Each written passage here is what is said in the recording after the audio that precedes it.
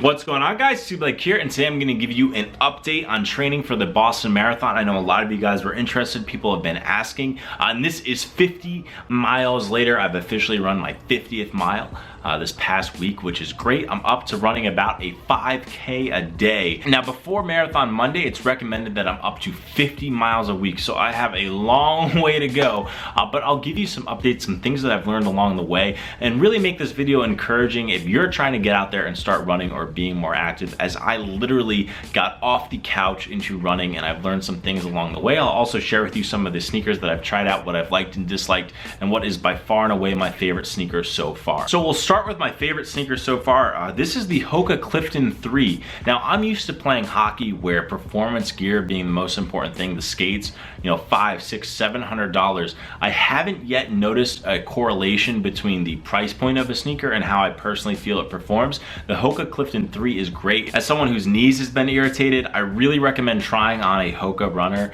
and just seeing how it feels after a mile around the track. Most sites too, especially Jackrabbit, have something where you can try them out and send them back. So just something to keep in mind if you are looking to run is you can try stuff back and send it back to the retailer. It's not like a Jordan where you rock the retro and then you know, bring it to the club and then bring it back the next day and return it. That's kind of frowned upon. Whereas in running, it's definitely recommended that you try these out. Now, something that's probably been surprising to me, right, as someone that has enjoyed Boost sneakers, this is a Sequence Boost 8. It was a great sneaker. I wore it almost exclusively just running on the track, so it's got a little bit of red on the outsole. But one of the things that was probably disappointing about the Boost cushioning was it didn't really offer me that same stability over time. So as I was running with Boost, I felt like I was having a lot more wear and tear on my body as opposed to something that uses a different cushioning system. So that doesn't mean I'm over Boost sneakers, but for me, the Sequence Boost just wasn't what I wanted, and I'm interested to see what's coming out next for Adidas, especially from their core running. So we had the good and the bad. Now we have something that's more middle of the run.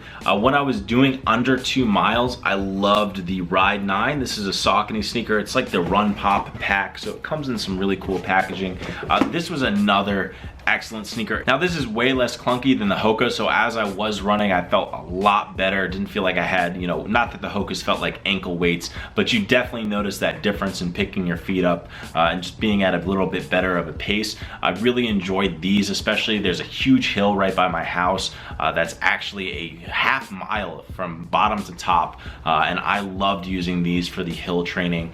So a great, nice, light sneaker. Again, I believe these are at the $120 price point, so something cool. And one of the things I've noticed too is it's good to have different sneakers in your rotation depending on what you're doing. I'm not always trying to run longer distances every day, so having these for something that's shorter and these for longer is nice and something to think about when you're just getting started. Now, marathon applications open up very, very soon. There's a list of teams to choose from. I will be doing the charity run. I think that's going to be most impactful. I'm not going to be breaking any records out there, and I'd rather use this as an opportunity to get more exposure for a charity that matters and also get more exposure to people that are looking to start out and running, because this is an area where I've been trying to make it as approachable as I possibly can, and also, you know, I haven't felt that it's very approachable from other people. And just like how I started out doing sneaker videos on YouTube, I want to be at a point where I can be enough of an expert in the running field to answer everyone's questions and hopefully welcome more people onto it. So the last thing I want to talk about is keeping track of my run. I literally Googled best run tracking applications, and the Nike Plus app came up, and I saw it had 1 star.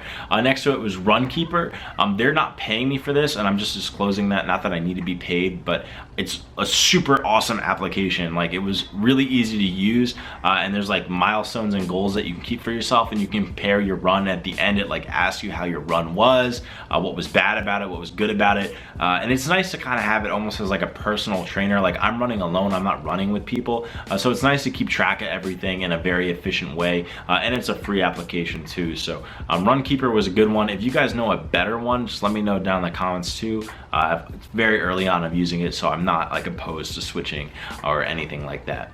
But that's going to do it for today's video. I enjoy taking you guys with me on this journey, and I appreciate the support and motivation. It's been great to connect with a lot of you. I know I share runs on Twitter and often on Snapchat, and I get a lot of feedback on different things, how to train, how to run, how to position your feet, things like that. So I'm loving all the information. And like I said, once I get to an area of expertise, I hope to share that information with you guys as well. But this has been 50 miles later. We'll probably pick back up every week and document how things went. went, and probably in a much shorter format as well. I just wanted to introduce the format today so we can start getting these weekly or bi-weekly, just like the business video. So T-Blake signing out. I'll catch you guys soon. Peace, guys.